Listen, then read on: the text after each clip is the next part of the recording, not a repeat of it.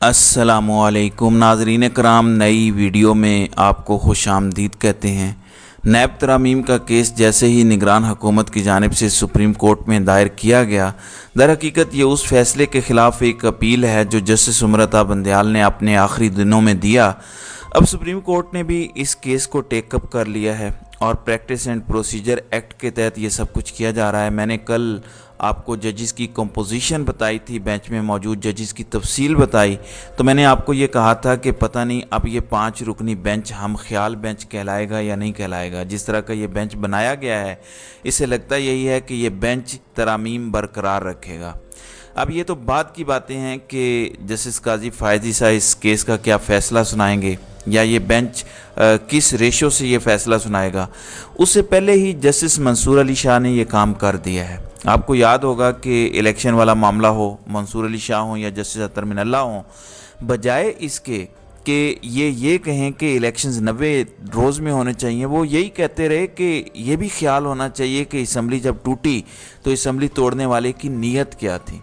अब ये सारा कुछ जो आज हुआ है, काफ़ी दिन पहले का चीफ जस्टिस उमरता बंदयाल का एक फ़ैसला सुनाया हुआ था, लेकिन चूँकि अब 1-2 रोज़ में नैब तरामीम वाला केस लगना है, तो आज जस्टिस मंसूर अली शाह ने जो जस्टिस उमरता बंदयाल और जस्टिस एजाजुल एहसन के साथ उनका इख्तलाफी नोट है, वो आज उन्होंने जारी कर दिया है। वो इख्तलाफी नोट क्या है? जस्टिस मंसूर अली शाह कहते हैं कि नैब कानून में तरामीम एग्जेक्टिव का मामला है और अदालत मुदाखलत नहीं कर सकती। वो साबिक चीफ जस्टिस उमरता बंदयाल और जस्टिस एजाजुल एहसन के नैब तरामीम कालअदम करार देने के फैसले से मुत्तफिक नहीं हैं।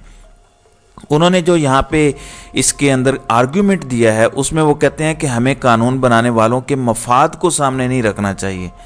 अब इसका मतलब तो फिर बहुत सादा है। अगर इसमें कोई उनके ख्याल में इंसानी हुकूक की भी खिलाफ वर्जी नहीं हुई, यानी इन्होंने कहा कि ये भी तय करना हमारा काम नहीं है कि हम देखें कि इतने करोड़ का माल बनाया हो तो तब नैब पकड़ेगा, इतने करोड़ का ना बनाया हो तो फिर नैब नहीं पकड़ेगा, यानी 49 करोड़ हो तो नैब नहीं पकड़ेगा, 1 करोड़ मज़ीद कमाएं तो आपको नैब पकड़ लेगा। इस किस्म की बातें की गई हैं। इसका मतलब तो फिर ये है कि हमारे MNAs, हमारे MPAs बड़े समझदार हैं। ऐसा नहीं है। मैं कोई ये नहीं कह रहा कि जो कानून साज इदारा है उसके इख्तियारात कम होने चाहिए या उसको कम फील करवाया जाना चाहिए, हरगिज़ भी नहीं। मैं इस चीज़ का कायल नहीं हूँ, लेकिन जाहिर है कि इदारे एक दूसरे पर चेक एंड बैलेंस रखते हैं। मिसाल के तौर पर अदलिया पर पार्लियामेंट चेक एंड बैलेंस रख सकती है, इसी तरह पार्लियामेंट अदलिया पर भी चेक एंड बैलेंस रख सकती है, लेकिन इस तरह से फ्री हैंड देना ये किसी भी तरह ठीक नहीं है। आपने इन फैसलों से देखा होगा कि किसको फ़ायदा हुआ।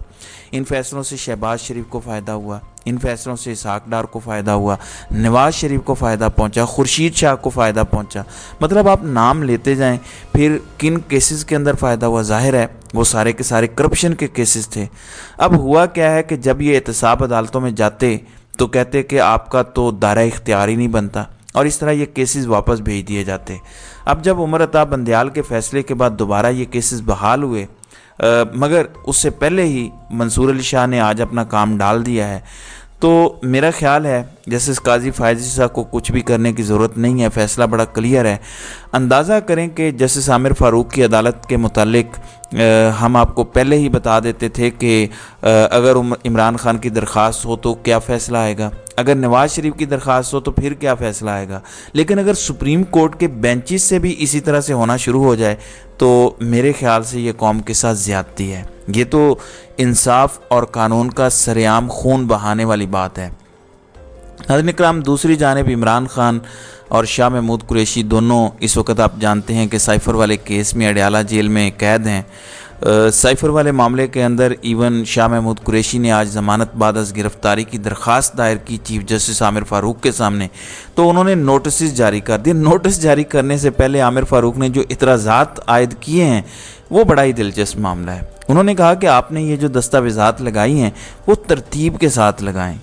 अब आप उन दस्तावेज़ात को तरतीब में लगाकर दोबारा आकर वापस करें, तो ये एतराज़ लगा के वो डॉक्यूमेंट्स वापस किए गए हैं। यानी पाकिस्तान तहरीक इंसाफ की इस वक्त सूरत हाल ये है कि अगर उनका डॉक्यूमेंट भी आगे पीछे हो तो भी उनके ऊपर एतराज़ आयद किया जाता है, जबकि दूसरी जानिब मुस्लिम लीग नून है, बेशक उनके पास कोई भी डॉक्यूमेंट ना हो तो भी उनको रिलीफ मिलता है, डंके की चोट पे मिलता है। और इस्लामाबाद हाई कोर्ट हाथ बांध कर बादशाह सलामत को रिलीफ देने में पेश है। अब ये तो हो गई शाह महमूद कुरैशी की बात। अब इमरान खान ने ऑफिशियल सीक्रेट एक्ट के जज से पहले भी रिक्वेस्ट की थी कि वो अपने बच्चों से बात करना चाहते हैं। काफ़ी तगोदौ के बाद उनके बेटों के साथ व्हाट्सएप पर कोई 30 मिनट की गुफ्तगू कराई गई, जिस पर उन्होंने जज साहब का शुक्रिया भी अदा किया।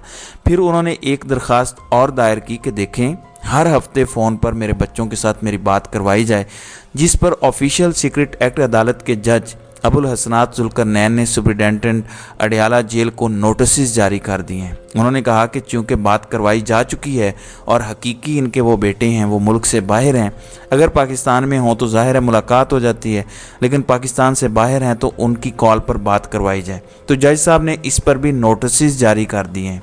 अब अगर एक बार बात हो चुकी है तो इसका मतलब यह है कि प्रेसिडेंट तो सेट हो गया।